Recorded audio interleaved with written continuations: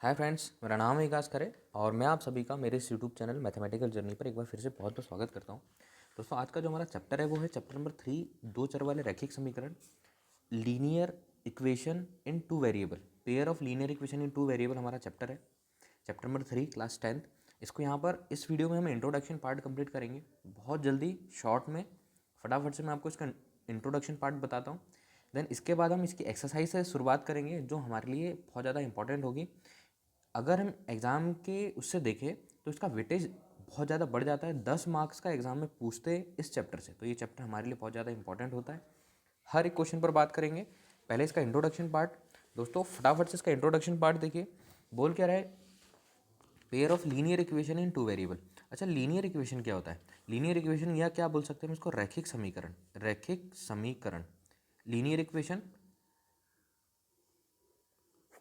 ऐसा इक्वेशन, ऐसा समीकरण जिसकी सबसे बड़ी पावर 1 होती है। ए एक्स प्लस बी। खाली मैं एक पेयर की बात कर रहा हूँ, अभी मैं यहाँ पर दो इक्वेशन नहीं ले रहा हूँ, एक इक्वेशन ले रहा हूँ, लीनियर इक्वेशन ले रहा हूँ। दो वेरिएबल की बात हो रही है, टू वेरिएबल की, लेकिन हमने क्या किया यहाँ पर? एक ही वेरिएबल लिया। लीनियर इक्वेशन की बात हो रही है खाली, ऐसी इक्वेशन जिसमें सबसे बड़ी पावर 1 होती है, तो ये लीनियर इक्वेशन। एक्स की सबसे बड़ी पावर 1 है, एक्स का कोफिशिएंट है और इज इक्वल टू 0। इसकी कंडीशन क्या बोलती है कि ए इज़ नॉट इक्वल 0, ए किसके इक्वल नहीं होना चाहिए? 0 के इक्वल। तो ये लीनियर इक्वेशन थी, वन वेरिएबल, ये हमने पढ़ा है। इस क्लास में हमको टू वेरिएबल वाले पढ़ना है। टू वेरिएबल मतलब कि यहाँ पर दो वेरिएबल होंगे जिसकी वैल्यू हम सपोज कर सकते हैं। अगर हम एग्जांपल ले छोटा सा, कि हमारे पास दो ऐसे नंबर है जिनका सम 10 होता है। हमको नहीं मालूम, दो नंबर है उसका सम 10 होता है। परफेक्ट वो बोल रहा है कि मेरे पास दो नंबर है उसका सम 10 होता है। लेकिन अब ऐसा भी हो सकता है ना कि 1 + 9 भी 10 होता है, 8 + 2 भी 10 होता है, 6 + 4 भी 10 होता है। लेट सपोज कि अगर हमको वैल्यू नहीं पता तो हम क्या करेंगे? पहली वाली वैल्यू को एक्स लेट करेंगे, दूसरी वाली वैल्यू को वाई लेट करेंगे। तो ये हो गया हमारा pair of linear equation two variable.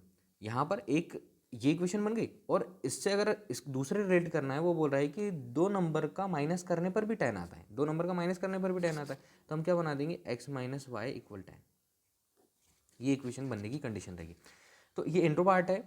Linear equation A x plus B is equals to 0। अब बात करते हैं हम pair of linear equation two variable की। तो युग्म की बात होगी यहाँ पर। युग्म मतलब पेयर, कि हमारे पास दो इक्वेशन होगी। तो इक्वेशन का जो जनरल फॉर्म आएगा ना हमारे पास, जनरल फॉर्म, उसको समझिए आप।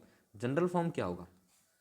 जनरल फॉर्म होगा a x plus b y plus c = 0। अब चूंकि हमारे पास दो इक्वेशन है, इसलिए हम क्या करने वाले? ये हो गया a1x plus b1y plus c1, और सेकंड इक्वेशन क्या बन जाएगी? a2x plus b2y plus c2 = 0। ये इसकी सेकंड इक्वेशन होगी। दोस्तों, a1x plus b1y plus c1 = 0, और सेकंड क्या बनेगी? a2x plus b2y plus c2 = 0।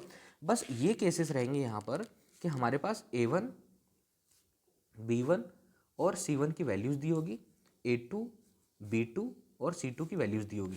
जैसे कि इक्वेशन बनाकर बताता हूँ, मन से एक इक्वेशन लेता हूँ कि यहाँ पर हमने लिखा 5x प्लस 3y प्लस 4 = 0। तो पहली इक्वेशन हो गई हमारी। तो पहली वाली इक्वेशन का कंपेयर हम जैसे ये इक्वेशन से करेंगे तो ये हो जाएगा हमारा a1x plus b1y plus c1 = 0।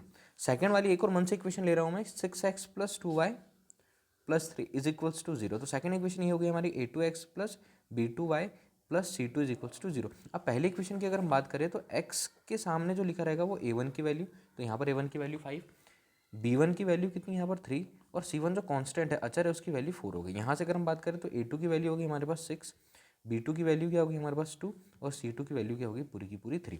ये linear equation two variable, pair of linear equation in two variable है। उसकी बेसिक चीज़ें दोस्तों, चूंकि उसने क्या बोला है कि रैखिक समीकरण है, लीनियर इक्वेशन है, तो लीनियर इक्वेशन मतलब कि स्ट्रेट लाइन होती है। जब हम इसको ग्राफ पर प्लॉट करेंगे, ग्राफ पर प्लॉट करेंगे, एक लीनियर इक्वेशन का ग्राफ अगर हम बनाएंगे तो हमारे पास होता है first quadrant, second quadrant, third quadrant, fourth quadrant. ये x axis, x dash axis, y axis और वाई डेज एक्सिस इस कंडीशन में होता है। ये इसका ओरिजिन कहलाता है 0 0। लेट सपोज कि अगर मैंने कोई भी एक इक्वेशन ले ली, इक्वेशन जैसे कि यहाँ पर ले रहे हैं हम एक्स प्लस वाई = 5, एक्स हो जाएगा हमारे पास 5 - y। ये केस बन गया। यहाँ पर हमने x की वैल्यू निकाली। अब हम यहाँ पर 4 से 5 वैल्यूज़ रखेंगे यहाँ पर, तो हमारे पास इस पर एक स्ट्रेट लाइन बनेगी, स्ट्रेट लाइन सीधी, क्योंकि जो नाम है उसका रैखिक समीकरण, लीनियर इक्वेशन, वो नाम से ही क्लियर है कि जब हम इसका ग्राफ बनाएंगे तो एक स्ट्रेट लाइन बनेगी, और एक स्ट्रेट लाइन के प्रत्येक बिंदु पर जो भी वैल्यूज़ आएगी ना, वो इसके सॉल्यूशन होंगे, इसके सॉल्यूशन, किसके सॉल्यूशन, इसके। बट यहाँ पर केस क्या है हमारे पास, linear equation in two variable, pair of linear equation in two variable, मतलब दो चर वाले रैखिक समीकरण। तो ये तो कन्फर्म है कि जब हम ग्राफ बनाएंगे तो हमारे पास एक लाइन बनेगी, लेकिन अब दो इक्वेशन है ना, तो उस वजह से दो लाइन बनने वाली है, इस ग्राफ पर दो लाइन बनने वाली है। लेट सपोज कि यहाँ पर एक लाइन ऐसी बन गई, तो दूसरी लाइन ऐसी बनी है, तो एक लाइन ने दूसरी लाइन को इसको इंटरसेक्ट किया यहाँ पर।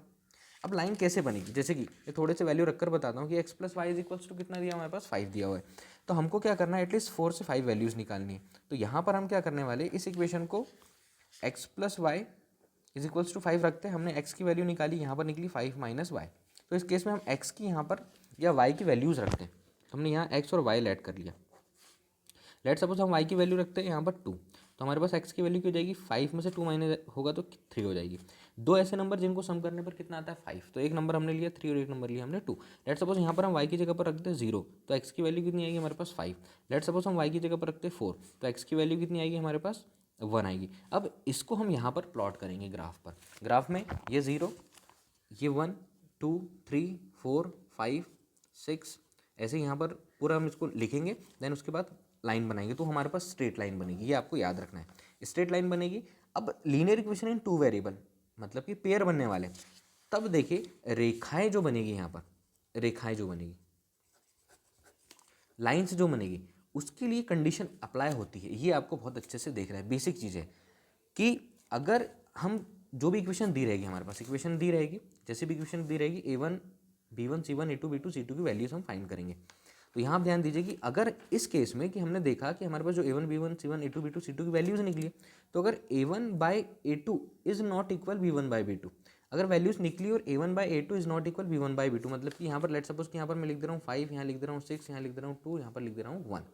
तो देखिए जो values I 5 by 6 is not equal 2 by 1। तो इस केस में हम क्या बोलेंगे कि जो आप ग्राफ बनाओगे ना, वो लाइन जो बनेगी उसकी इंटरसेक्ट बनेगी, एक दूसरे के इंटरसेक्ट होगी। रेखाएं कैसी होगी, प्रतिच्छेदी होगी, रेखाएं प्रतिच्छेदी होगी। जब भी ऐसी इक्वेशन दी रहे, आपने a1 b1 c1 a2 b2 c2 की वैल्यू निकाली, देन ग्राफ प्लॉट किया और ग्राफ में ऐसी लाइन बनी, तो कंडीशन क्या है, रेखाएं प्रतिच्छेदी होगी। और कब होगा ऐसा, जब a1 by a2 is not equal b1 by b2, मतलब कि आप इक्वेशन को देखकर भी बता सकते हो कि लाइन कैसी बनने वाली है। और रेखाएं प्रतिच्छेदी होगी, मतलब lines are intersect each other, एक दूसरे को इंटरसेक्ट करेगी। तो जो इंटरसेक्शन वाला पॉइंट होगा ना, वो एक्स और वाई के लिए परफेक्ट वैल्यू होगी उन दोनों इक्वेशन में।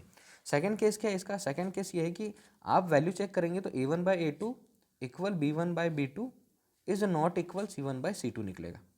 c1 by c2, a1 upon a2 is equal b1 upon b2 is not equal c1 upon c2, मतलब ये तो केस सही है कि इन दोनों की वैल्यू सेम निकलेगी। यहाँ से जब आप a1 b1 c1 a2 b2 c2 की वैल्यू निकालोगे, लेकिन b1 बाई b2 की वैल्यू नहीं निकलेगी c1 बाई c2 की, तो इस केस में कंडीशन क्या होगी, रेखाएं एक दूसरे के समांतर होगी। रेखाएं समांतर होगी मतलब कि lines are parallel each other, lines parallel होगी ईच अदर, दोनों एक दूसरे के पैरेलल होगी। और इस केस में रेखाओं के कोई हल नहीं होंगे, कोई हल नहीं होंगे, क्योंकि लाइंस एक दूसरे के इंटरसेक्ट नहीं हो रही, कोई भी हल नहीं होगा। यहाँ पर क्या होगा, एक अद्वितीय हल होगा, अद्वितीय हल होगा, अद्वितीय हल होगा, मतलब कि यूनिक सॉल्यूशन का केस बनेगा यहाँ पर, यूनिक सॉल्यूशन। आपको सिर्फ समझना है इसके इंट्रोडक्शन पार्ट को, देन क्वेश्चन में हर एक चीज़ में अच्छे से क्लियर करूँगा। यहाँ पर क्या है, a1 बाई a2, तीसरा केस, इसी ग्राफ के ऊपर जब हम इसका ग्राफिकल रिप्रेजेंटेशन करेंगे, ग्राफिक निरूपण करेंगे, तो a1 by a2 equal b1 by b2 equal c1 by c2, हमारे पास एक ऐसी इक्वेशन दी रहेगी जिसमें इन सारे की वैल्यू सेम होगी।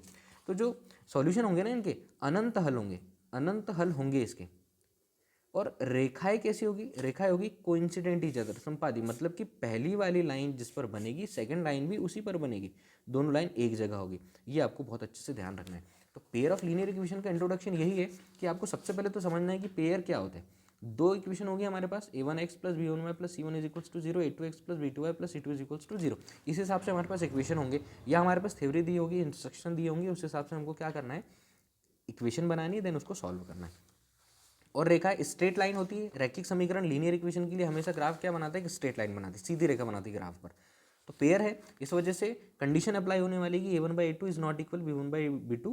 इस केस में रेखा एक दूसरे से इंटरसेक्ट करेगी, और जो इंटरसेक्शन पॉइंट होगा इसका, ये हमारे लिए x और y की वैल्यू रखेगा, तब रेखा प्रतिच्छेद होती है और यूनिक सॉल्यूशन होता है। तो a1 by a2 is not equal b1 by b2, sorry a1 by a2 equal b1 by b2 is not equal c1 by b2 c2, तब ये केस होगा।